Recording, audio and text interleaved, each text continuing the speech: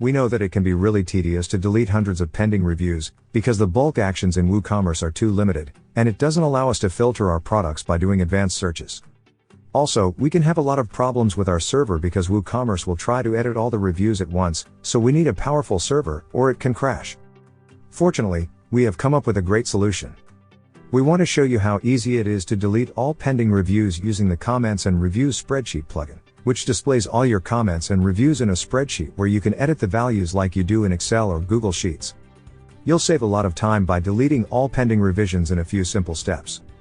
You'll find the link to download the plugin in the description of this video. Also, you can find a link to our written guide.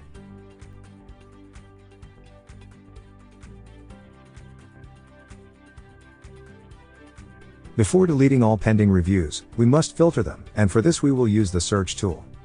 Once you open the search tool, select Product as the post type. Then, select the pending status.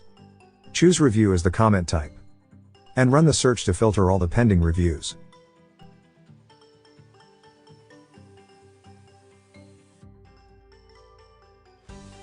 Now that we have filtered the reviews, let's learn to delete them all at once. For this, let's open the Bulk Edit tool.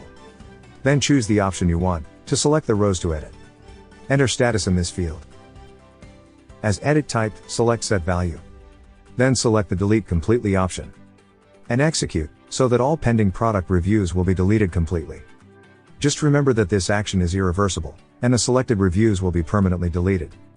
As you can see, deleting all pending reviews from your WooCommerce products is really simple with the Comments and Reviews spreadsheet. You can save a lot of time and see how these processes are simplified by this amazing spreadsheet. Remember that you will find the link to download this plugin in the video description, as well as the link to visit our written guide. We have live chat support on our website in case you need extra help. Don't forget to subscribe to our YouTube channel for more video tutorials.